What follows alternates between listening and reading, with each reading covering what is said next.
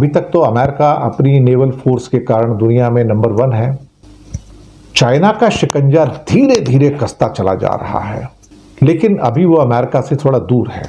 लेकिन भारतीय security forces के लिए ये बड़े अलर्ट की स्थिति आ गई है, क्योंकि भारत को चारों ओर से चाइना ने भी घेरा हुआ है, अमेरिका ने भी घेरा हुआ है। स्ट्रिंग ऑफ पर्ल्स की पॉलिसी का मतलब ये होता है कि नेपाल भी गया, भूटान भी गया, म्यांमार भी गया, पाकिस्तान भी गया, बांग्लादेश भी गया, श्रीलंका भी गया, मालदीव्स भी गया। सब जगह यहाँ पे चाइना का प्रभुत्व है। और यहाँ पर देखा जाए तो चाइना के अपने बंदरगाह भी हैं, पोर्ट्स भी हैं। पाकिस्तान में गवादर, श्रीलंका का हम्बनटोटा, म्यांमार का क्यो कपयू और मालदीव्स तक भी उनके पास कुछ आइलैंड्स हैं वहाँ पर। ये जो जंग है इस टाइम, नेवल जंग जो है, अमेरिका के पास अप्रॉक्सीमेटली इस टाइम शायद 11 एयरक्राफ्ट कैरियर हैं। 11 दुनिया के सबसे बड़े बड़े विशाल, और उसमें से भी ज्यादा करके न्यूक्लियर पावर्ड है सारे के सारे। चाइना की ख्वाहिश बहुत बड़ी है, वो ब्लू वाटर नेवी बनना चाहता है, दुनिया की शानदार नेवी बनना चाहता है। और उसके पास जो टोटल फ्रिगेट्स और बाकी डिस्ट्रॉयर्स हैं उनकी संख्या तो 400 क्रॉस कर चुकी है। अभी चाइना के पास 3 एयरक्राफ्ट कैरियर हैं। इसमें फुजियान तो अभी दिसंबर महीने में इंडक्ट होने जा रहा है, जो कि 80,000 टन का है। लेकिन जो चौथा जिसका अभी कंस्ट्रक्शन स्टार्ट हुआ है, जो सैटेलाइट पिक्चर मिले हैं हमारे पास। अस्सलाम वालेकुम दोस्तों, एक ही साल में पहले भारत ने ट्रंप की तारीफ की, फिर दोस्तों ट्रंप को धमकियां दी क्योंकि चाइना के साथ दोस्ती हो गई थी। आपको याद होगा एससीओ में मोदी गया था। फिर उसके बाद क्या हुआ, चाइना ने फटकार लगाई तो ट्रंप की तारीफें तब हुई जब इन्होंने डिफेंस पैक्ट कर दिया। और दोस्तों डिफेंस पैक्ट के दूसरे दिन ही फिर ट्रंप की बुराइयां शुरू कर दी और फिर चाइना की तारीफ करने लगे थे तो रूस ने फटकार लगा दी। और अब ये मौका आ गया है कि तीनों की बुराइयां कर रहे हैं। दोस्तों आगे भी सुनाता हूँ, ये आपने याद रखना है कि अब भारत की ठुकाई एक तरफ से पाकिस्तान और चाइना कर रहे हैं और दूसरी तरफ से दोस्तों अमेरिका कर रहा है। यानी ऐसी सिचुएशन तो कभी आई नहीं थी कि सभी की सभी बड़ी पावर भारत के खून के प्यासे हो गए हैं। वो चौथा न्यूक्लियर पावर्ड होगा। ब्रिटेन के पास 2 एयरक्राफ्ट कैरियर हैं, लेकिन वो बिल्कुल बेकार किस्म के, उसका कोई मतलब नहीं है। भारत के पास भी 2 हैं, आईएनएस विक्रमादित्य और आईएनएस विक्रांत। इंडिया को मुझे लगता है कि कम से कम तो 5 एयरक्राफ्ट कैरियर की जरूरत है, तब कहीं जाके वो मुकाबला कर पाएगा साहब। क्योंकि चाइना की जो शिप्स बनाने की जो स्पीड है ना, वो बहुत बड़ी है। मैं एक जनरल अंदाजा दूं कि जो नॉर्मल कार्गो शिप्स होते हैं, जो दुनिया में समझो 1000 शिप्स हर साल बनते हैं, तो उसके करीब 60-70% शिप सिर्फ चाइना बनाता है। तो चाइना के शिपयार्ड जो है इस टाइम एक्सपर्ट बन चुके हैं शिप्स को बनाने में, और चाइना के शिपयार्ड एयरक्राफ्ट कैरियर और फ्रिगेट्स बनाने में भी नेवी के कामयाब हो चुके हैं। और जो स्पीड है ना उनकी, वो परेशान करने वाली है, बहुत बड़ी स्पीड है उनकी। अब अगर कोई भी डिफेंस एक्सपर्ट ये कहता है कि भाई हथियार हमारे पास कम है, या नेवल फ्लीट की कमज़ोरी है, हमारी सबमरीन की बहुत कमज़ोरी है, या जो भी हम सबमरीन लेंगे तो हम चाइना के फ्लीट का एयरक्राफ्ट कैरियर का मुकाबला कर सकते हैं, वो बेवकूफ़ी है। आप सबमरीन से एयरक्राफ्ट कैरियर को डुबो नहीं सकते ऐसे इतनी जल्दी। अगर ऐसा होता तो अब तक अमेरिका के 11 के 11 एयरक्राफ्ट कैरियर डूब चुके होते थे। मैं सच बता रहा हूँ आपसे, अभी तक एक भी नहीं डूबा। ऐसा होता तो चाइना के भी जो 3 एयरक्राफ्ट कैरियर डूब चुके होते थे, पर ऐसा हुआ नहीं। चाइना इस टाइम सी पावर का नया चेहरा है, बड़ा चेहरा है साहब। और जो चौथा एयरक्राफ्ट कैरियर जो उनका डेवलप हो रहा है वो न्यूक्लियर पावर्ड है। अभी उनके पास लियाओनिंग, शैंडोंग और जो नया जो 80,000 टन को रिप्लेस करने वाला फुजियान है, ये सबसे पावरफुल है। जो नया होगा वो शायद 1 लाख टन से भी ऊपर का हो। अमेरिका के पास 11 सुपर कैरियर्स हैं, एयरक्राफ्ट कैरियर। भारत के पास 2 और ब्रिटेन के पास 2। पिछले कुछ सालों में हमने देखा कि दुनिया के अंदर जो देश है ना, वो अपनी नेवी को स्ट्रॉन्ग कर रहे हैं, क्योंकि नेवी ही है जो आपको दुनिया के हर कोने में ले जाके फाइट कर सकती है। तो नेवल फ्लीट जो है, जो आपका नेवल बेड़ा है, वो बहुत इंपॉर्टेंट है। अब नेवल फ्लीट के अंदर आपको टेक्नोलॉजी और नंबर्स आपको दोनों लाने पड़ेंगे। भारत के जो 2 एयरक्राफ्ट कैरियर हैं, मुझे लगता है 80% टाइम तो डॉक में खड़े रहते हैं। 80% ऑफ टाइम वो डॉक्स में खड़े रहते हैं साहब। और उसमें एक तो ऐसा जो रशियन मेड है, और वो इतना पैसा हमने उसका दे दिया कि उसमें हम कम से कम 2 नए ऐसे जहाज बना सकते थे। तो रशिया वालों ने हमको लूटा है। ये बात तो सबको पता है कि Russia has robbed us actually like anything. अब सवाल होता है कि क्या भारत को भी दूसरे एयरक्राफ्ट कैरियर लाने चाहिए? उनकी कैरिंग कॉस्ट बहुत है।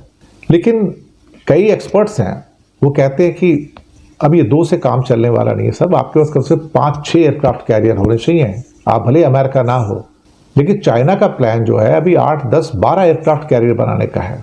चौथा तो बनना शुरू हो गया उसका। उसको पता लगा कि दुनिया पर राज करना है तो आपके पास एयरक्राफ्ट कैरियर होने चाहिए, क्योंकि हर एयरक्राफ्ट कैरियर के साथ 8, 10 फ्रिगेट्स चलते हैं, फ्यूल टैंकर्स चलते हैं, डिस्ट्रॉयर चलते हैं साथ में। कुछ लोग कहते हैं कि अगर हमारे पास सबमरीन से अच्छी तो हमें एयरक्राफ्ट कैरियर क्या करना है, वो तो डुबो देगा उसको तो। लेकिन क्या साहब आज तक कोई एयरक्राफ्ट कैरियर सबमरीन के द्वारा डूबा है क्या? और जिनके पास एयरक्राफ्ट कैरियर हैं क्या उनके साथ में सबमरीन नहीं चलती क्या? सोचने वाली बात है। जब आप विस्तारवादिता में यानी कि एक्सपेंशनिज्म के अंदर आप जाएंगे, जैसे चाइना की स्ट्रिंग ऑफ पल्स पॉलिसी है, लेकिन ये पॉलिसी तो अमेरिका की भी है। अमेरिका तो दुनिया को घेर रहा है और इंडिया को भी घेरा हुआ उसने। अब भारत का कोई भी कदम होता है तो आप समझ के चलिए कि चाइना के जो जासूसी जहाज है वो सबको ट्रैक करते हैं। और इंडिया का जो कोको आइलैंड है, म्यांमार का जो कोको आइलैंड है, वो तो चाइना ने पूरा ऑक्यूपाई कर लिया और बे ऑफ बंगाल के अंदर उनका पूरा अड्डा बन चुका है। 3200 मीटर के बराबर लंबा उनका रनवे है, वहां पे हैंगर्स हैं, फ्यूल टैंक्स हैं, सब कुछ बना लिया उन्होंने तो वहां पर। अब चाइना के जासूसी जहाज परमानेंटली एक तो बे ऑफ बंगाल में रहता है, एक अरब सागर में या मालदीव के आसपास रहता है, लक्षद्वीप के आसपास। तो वो अंडमान निकोबार, लक्षद्वीप, इन सब के ऊपर पूरी का पूरा ट्रैप रखता है। वो चाइना क्यों कर रहा है? क्योंकि चाइना को साउथ चाइना सी में तो उसका प्रभुत्व है, लेकिन साउथ चाइना सी के साथ अब वो बे ऑफ बंगाल में, अरब सागर में और इंडियन ओशन के अंदर भी अपना पूरा प्रभुत्व जमाना चाहता है कि ये मेरा है ये। तो उसको मीट करने के लिए इंडिया को एग्रेसिवली अपना जो निगरानी करनी है, जो जहाज बनाने हैं, जो उनकी पावर है, उसको एक्सपेंड करना होगा। 5 से 6 हमको एयरक्राफ्ट कैरियर होंगे, उसमें कम से कम 1 से 2 तो न्यूक्लियर पावर्ड होने चाहिए। अब वो जनरल क्लास वाले एयरक्राफ्ट कैरियर का जमाना चला गया, इवन चाइना भी न्यूक्लियर पावर्ड पे आ गया अब तो आपको एक बड़े डेटरेंस की जरूरत होगी, बड़े रिसोर्सेज की जरूरत होगी। भारत में अक्सर कहा जाता है कि यार एयरक्राफ्ट कैरियर को क्या जरूरत है, वो तो उसको कभी भी सबमरीन्स जो हैं टॉर्पीडो से उड़ा सकती हैं। लेकिन मुसीबत ये है कि हम ये सोच के कि वो हमको उड़ा देंगे, ये हमको उड़ा देंगे, इसको हमको उससे उड़ाया जा सकता, तो आप क्या चीज़ें बनानी बंद कर दोगे क्या? जब इंडिया के एक साथ कई मोर्चों के ऊपर युद्ध का खतरा है, चाइना के साथ है, पाकिस्तान के साथ में है, साथ में चाइना की जो दखल है वो इंडियन ओशन हो, अरेबियन सी हो, बे ऑफ बंगाल है, सब जगह बढ़ रही है। और चाइना के हर जगह ठिकाने हैं, मालदीव में हो, लंका में हो, बांग्लादेश में हो, म्यांमार में हो या पाकिस्तान में हो, सब जगह तो उनके अड्डे हैं। इवन भूटान में और सो कॉल्ड नेपाल में भी हैं। तो कहीं ना कहीं चाइनीज नेवी का जो एम्बिशन है कि मेरे पास भी 11-12 एयरक्राफ्ट कैरियर होने चाहिए अमेरिका की तरह, तो आप सोचिए अगर वो गेम चेंजर बन सकते हैं तो हम क्यों नहीं? तो हमको भी तो अपना ब्लू वाटर नेवी को बढ़ाने की जरूरत होगी। हम भी तो फिर फारस की खाड़ी से लेकर मलक्का स्ट्रेट तक और पूरा हिंद महासागर में अल्टीमेटली हमको भी उस किस्म की निगरानी, उस किस्म की पावर की जरूरत होगी। और क्या वो हमारे पास है? और क्या हम चाइना की तरह तेज गति से शिप्स को बना सकते हैं? हम तो शिप बनाते ही नहीं, सब तो चाइना का माल ही है ना। तो मुझे लगता है कि तीसरा एयरक्राफ्ट कैरियर या फिर चौथा या पांचवा, चाइना के एग्रेशन को देखते हुए अब भारतीय नेवी के लिए ये एक किस्म से उसकी जरूरत बन चुका है। अगर आप इसके अंदर नहीं जाते हैं और पैसे बचाते रहते हैं तो फिर आप आने वाले दिनों में चाइना का जो प्रभुत्व है, चाहे बे ऑफ बंगाल में हो, अरब सागर में हो या इंडियन ओशन में हो, आप उसका मुकाबला नहीं कर पाएंगे। फिर आपको कहीं ना कहीं कोशिश करना पड़ेगा कि आप इसके साथ चलें। अगर आप अपनी आर्म फोर्सेस को बढ़ाना चाहते हैं तो अमेरिका का मॉडल देखिए। आखिरकार पूरी दुनिया पर जो राज करता है तो अपनी नेवी की वजह से राज करता है। वो आर्मी तो जो है, एयरफोर्स तो जो है उनके पास, लेकिन वो एयरफोर्स जो है F-35 वगैरह, वो सारे के सारे तो एयरक्राफ्ट कैरियर से उड़ते हैं ना। ताकत तो वही है ना, समुद्र में चलता फिरता जो रनवे है, जो एयरपोर्ट है, वो तो वही है ना उनके लिए। तो मुझे लगता है कि अगर चीन के पास अभी से 3 एयरक्राफ्ट कैरियर हो जाएंगे, उसमें एक तो 80,000 टन का सबसे बड़ा जो इंडिया के पास है ही नहीं, जो फुजियान आ रहा है अभी दिसंबर में, अगले महीने, तो फिर कहीं ना कहीं भारत को भी कम से कम 4, 5, 6 एयरक्राफ्ट कैरियर की जरूरत पड़ेगी और साथ में large number of frigates and destroyer की जरूरत भी पड़ेगी। अब इंडिया ने एक तीसरा एयरक्राफ्ट कैरियर प्लान तो किया है, INS विशाल, लेकिन अच्छा होगा अगर ये न्यूक्लियर पावर्ड हो, ई मॉल्स लॉन्च सिस्टम जैसी तकनीक से लैस हो, तभी तो आप चाइना और अमेरिका के खिलाफ एक डेटरेंट बना पाएंगे, और खासतौर से चाइना के खिलाफ। और अगर आप ये कर पाते तो फिर दूसरे लोग भी आपको सैल्यूट करेंगे, यार तुमने कुछ किया है।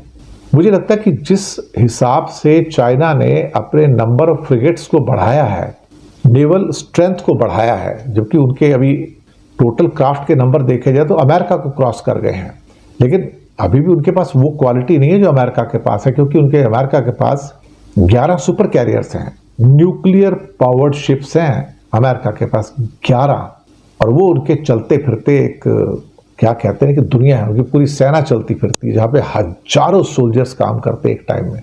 तो वहाँ पर उनके हेलीकॉप्टर्स हैं, उनके फाइटर एयरक्राफ्ट हैं, उनके पास वहाँ पर मिसाइलें हैं, और एयरक्राफ्ट कैरियर को सपोर्ट करने के लिए साथ साथ में कई फ्रिगेट चलते हैं, कई सबमरीन्स चलती हैं, और न्यूक्लियर सबमरीन्स चलती हैं। तो किसी की हिम्मत नहीं होती, और उनके एयर डिफेंस सिस्टम है उसके ऊपर, ताकि ऊपर से कोई मिसाइल आए तो उसको बहुत आराम से बीट किया जा सके। ये चीज़ें इंपॉर्टेंट हैं। भारत का जो नेवी का एक्सपेंशन होना चाहिए उस पर बहुत कमजोरियां आ चुकी हैं। पाकिस्तान के पास भी AIP टेक्निक के साथ सबमरीन्स 3 आ चुकी हैं, इंडिया के पास एक भी नहीं है।